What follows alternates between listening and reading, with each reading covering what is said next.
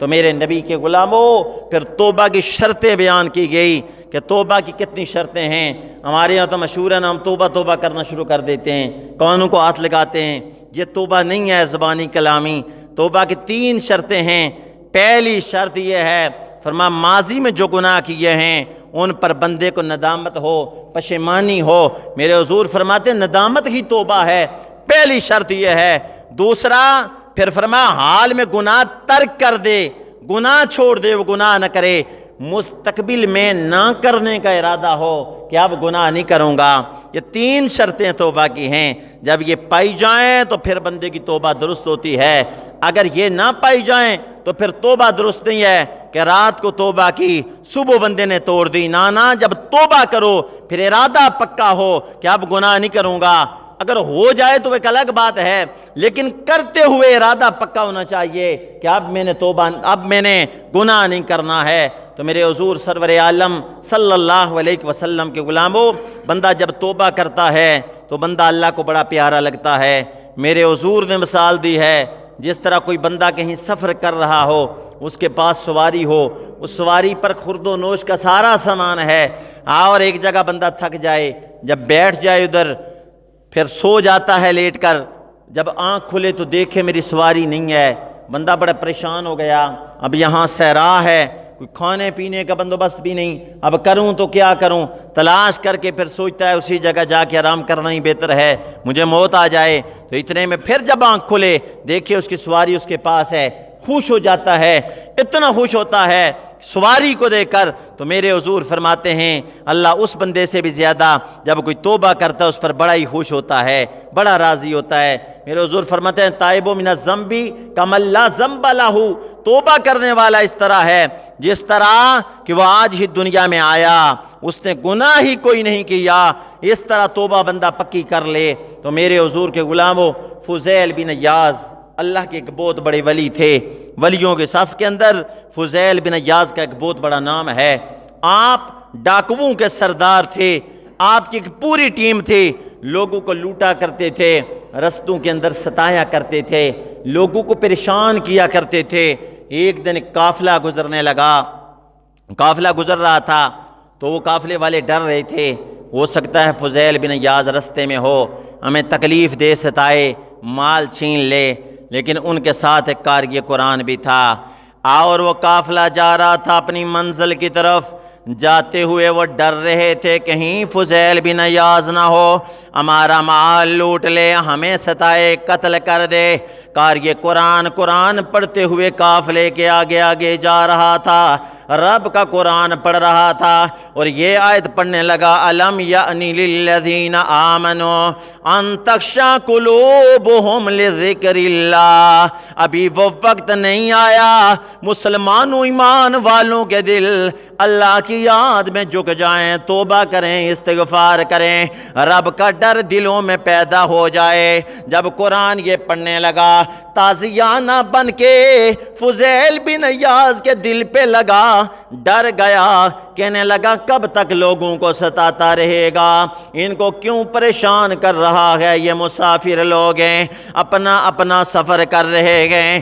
گھر آئے اپنی ٹیم سے علیحدہ ہو گئے، جب علیحدہ ہو جاتے ہیں اور ٹیم والوں سے کہنے لگے میں نے سچی توبہ کر لی ہے، وہ کہنے لگے توبہ کر کے الگ نہ ہو جا، پہلے سردار تھا اب بھی سردار ہے، ہم تیرے ساتھ ہی توبہ کریں گے۔ سب نے توبہ کی، وہ مال جو فضیل بن عیاض کے پاس تھا وہ مال سارا اکٹھا کیا، ایک ایک بندے کی تلاش میں نکل گئے کہ وہ بندہ مل جائے یہ مال واپس کر دیں، اور ایک ایک بندے کے گھر جا کے معافیاں مانگنے لگے۔ ایک یہودی سا جس سے مال چھینا تھا اس کے ہاں جا کر دونوں ہاتھ جوڑ کے معافی مانگنے لگے، کہنے لگے یہودی یہ تیرا مال ہے واپس لے لے اور مجھے معاف معاف کر دے۔ وہ کہنے لگا معاف نہیں کروں گا۔ اور پھر کیوں تم معافیاں مانگ رہا ہے؟ کہنے لگے میں اللہ سے ڈر گیا، میں نے سچی توبہ کر لی ہے، اس لیے مال واپس کر رہا ہوں۔ اس نے کہا میرے جانوروں کو چارہ ڈال، اس صورت میں معافی ہوگی۔ پھر جانوروں کو چارہ ڈالنے لگے۔ وہ کہنے لگا فلاں جگہ ایک تھیلا پڑا ہے، وہ بھی اٹھا کے لیا، اس کے اندر ٹھیکریاں ہیں۔ آپ جب وہ تھیلا اٹھا کر لے آئے، اس کے سامنے جب تھیلا الٹا کیا، خالی کرنے لگے، وہ دیکھا ساری ٹھیکریاں سانہ بن گئی۔ کہنے لگا میں تو رات کا عالم ہوں، تو رات کے اندر پڑا تھا جب کوئی سچی توبہ کرے، وہ مٹی سے کہے سانہ بن جا، تو اس کی توبہ کی برکت سے پھر ٹھیکریاں بھی سانہ بن جاتی ہیں۔ فرمایا پتہ چل گیا تیری توبہ زبانی کلامی نہیں ہے، سچی توبہ ہے کہ ٹھیکریاں بھی سانہ بن گئی ہیں۔ تو بندہ جب صدق کے دل سے توبہ کرتا ہے نا، بندہ اللہ کو بڑا پیارا لگتا ہے، اللہ بندے سے بڑا ہی راضی ہوتا ہے۔ تو میرے نبی صلی اللہ علیہ وسلم کے غلاموں، زندگی انتہائی مختصر ہے، نہ جانے کس موڑ کے اندر شام ہو جائے، اس لیے ہم سب کو توبہ کرنی چاہیے، اللہ سے استغفار، اپنے مالک سے معافی مانگنی چاہیے۔ اور رات جو ہے نا، اس رات کے اندر اللہ نے قبولیت کی ایک گھڑی رکھی ہوتی ہے۔ میرے حضور فرماتے ہیں پچھلے پیر ایک قبولیت کی گھڑی ہوتی ہے کہ بندہ توبہ استغفار کرے، اپنے اللہ سے مانگے۔ اب دیکھیے ہم غربت کا رونا لوگوں کے سامنے روتے ہیں کہ ہم غریب ہیں، کھانے کے لیے کچھ نہیں ہے، لوگوں کے پاس جاتے ہیں تو علماء کرام فرماتے پچھلے پیر مسلح بچھا کر اپنے رب کی بارگاہ میں کھڑے ہو جایا کرو، اللہ سے مانگا کرو، تو اللہ اپنے بندے پر بڑا ہی کرم فرماتا ہے۔ دیکھیے حدیث پاک ہے، اللہ 70 ماؤں سے بڑھ کے پیار کرتا ہے۔ تو ماں تو خود تو بھوکی رہتی ہے لیکن نہیں گوارا کرتی میرا بیٹا بھوکا رہے، تو اللہ تو 70 ماؤں سے بڑھ کے بندے کے ساتھ پیار کرنے والا ہے۔ تو میرے نبی کے غلاموں، اپنے اللہ سے مانگا کرو۔ جب بھی بندہ اللہ سے مانگتا ہے، اللہ بڑا ہی کرم فرماتا ہے، اپنے بندے کو عطا فرماتا ہے۔ تو میرے حضور کے غلاموں، ہر رات کے اندر حدیث پاک میں ہے پچھلے پیر ایک قبولیت کی گھڑی ہوتی ہے۔ دن سے رات افضل ہے، ہر دن میں قبولیت کی گھڑی نہیں ہے۔ جمعے کے بارے میں حدیث ہے میرے حضور کی کہ جمعے کے اندر ایک ساعت ایسی ہے جس میں قبولیت کی گھڑی ہے، لیکن ہر رات کے اندر قبولیت کی گھڑی ہوتی ہے پچھلے پیر۔ لیکن پچھلے پیر ہر بندہ تو نہیں جاگ سکتا، مشکل کام ہے۔ وہی لوگ جو تہجد گزار ہیں، رب کے پیارے بندے ہیں، جنہیں یہ شوق رہتا ہے کہ کب وہ وقت آئے ہم رب کی بارگاہ میں مسلح بچھائیں، اللہ کو یاد کریں۔ تو میرے حضور کے غلاموں، اللہ نے ہمارے اوپر بھی بڑا کرم کیا۔ وہ کرم یہ کیا کہ ہمیں جو شب برات گزری ہے، یہ رات ہم گناہگاروں کو بھی عطا کی، اس میں تو پچھلے پیر ہر رات میں قبولیت کی گھڑی ہے۔ لیکن یہ جو رات ہے، میرے حضور فرماتے ہیں جب سورج غروب ہوتا ہے اور پھر طلوع فجر تک رات کو ندا آتی ہے، اللہ آسمان دنیا پر اپنی شان کے لائق نزول جلال فرماتا ہے، آوازیں آتی ہیں، ہے کوئی رزق کا طالبگار جس کو رزق دیا جائے، ہے کوئی مصائب سے نجات چاہنے والا جس کو نجات دی جائے، ہے کوئی بخشش مانگنے والا جس کو بخش دیا جائے۔ تو اللہ نے یہ راتیں ہم گناہگاروں کے لیے بنائی ہیں، ہمیں بار بار اللہ چانس دے رہا ہے، لیکن ہم بستر کو بھی چھوڑنا گوارا نہیں کرتے، کہتے ہیں ہماری نیند پوری نہیں ہوتی، لیکن وہ اگلے پینڈے، اگلے مرحلے بڑے مشکل ہیں۔ اس لیے یہاں جاگو تو پھر آگے سکون کی نیند ہوگی، اگر یہاں ہی نیند پیاری ہوئی تو پھر وہاں مشکل ہوگا۔ حضرت عمر فاروق رضی اللہ تعالیٰ عنہ صحابی رسول ہیں، بڑی شان والے مقام والے صحابی ہیں۔ آپ فرماتے ہیں کہ دنیا کی مثال اس طرح بندہ سمجھے، فرماتے ہیں جس طرح کوئی بندہ خواب کی حالت میں ہے اور دیکھ رہا ہے میرے پاس ہر طرح کی نعمت ہے، یہ محل ہیں، بنگلے ہیں، بڑی بڑی کوٹھیاں ہیں، نوکر چاکر ہیں، کاریں کھڑی ہیں، بینک بیلنس ہے، ہر شے وہ خواب میں دیکھ رہا ہے، یعنی وہ بادشاہ بن گیا ہے۔ لیکن جب بیدار ہوتا ہے، اپنا ہی پرانا کمرہ، وہی ٹوٹی ہوئی چرپائی، وہی بستر، تو پریشان ہو جاتا ہے۔ آپ فرماتے ہیں یہی اسی طرح کا نظام ہوگا کہ بندہ دنیا کے اندر ہر شے ہو، لیکن جائے گا تو دنیا اس کے لیے خواب ہی ہوگا، آگے جب نظر دوڑائے گا دنیا اس کے لیے انتہائی مختصر ہوگی۔ جس طرح خواب سے بیدار ہونے والے کے پاس کچھ نہیں ہوگا، اسی طرح وہ بھی جب دنیا سے جائے گا تو دنیا کمانے والے کے پاس کچھ بھی نہیں ہوگا، سوائے ندامت کے اور کچھ نہیں ہوگا۔ یہ آپ نے سنا ہے اسکندر اعظم،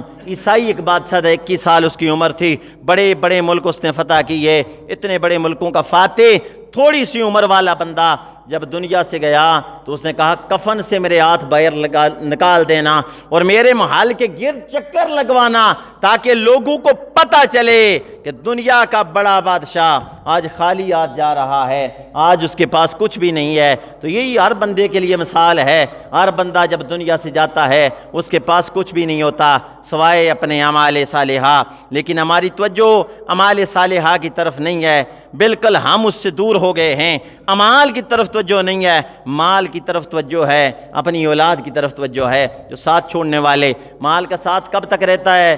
جب تک بندہ زندہ ہوتا ہے، موت تک جو کھانا پینا چاہے کھا پی سکتا ہے، بعد میں پھر کچھ نہیں کھا پی سکتا۔ جب روح قفس انصری سے پرواز کر جائے تو اس کے بعد خاندان قبر تک جاتا ہے، پھر آگے اپنی قبر ہوتی ہے، اس کے اندر اپنے ہی اعمال ہوتے ہیں۔ تو ہم میں سے جتنے بھی لوگ جاتے ہیں نا تو پھر آخری گھڑیاں ہر بندے کو یہی کلمہ پڑھ کر رخصت کیا جاتا ہے۔ تو میرے نبی صلی اللہ علیہ وسلم کے غلام ہو، کوئی جتنا بھی بڑا ہو، شیخ سعدی رحمت اللہ تعالی علیہ فرماتے ہیں میں نے اللہ کے انصاف کو دیکھا، میرا ایمان بڑا کامل ہو گیا، یقین بڑا کامل ہو گیا۔ کہا شیخ سعدی کون سا اللہ کا انصاف؟ فرمایا جب امیر و غریب کا کفن دیکھا ایک جیسا ہے، غریب کا کفن بھی سفید ہے اور امیر کا کفن بھی سفید ہے۔ اس کے بعد کہنے لگے پھر قبر دیکھی، امیر غریب کی قبر ایک جیسی ہے۔ اللہ کے انصاف پہ بڑا ہی دل مطمئن ہوا کہ میرے اللہ دنیا میں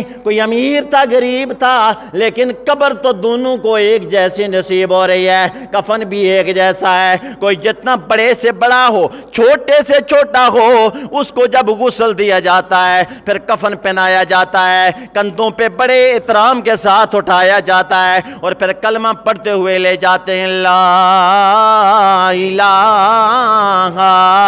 الا اللہ، لا الہ الا اللہ، لا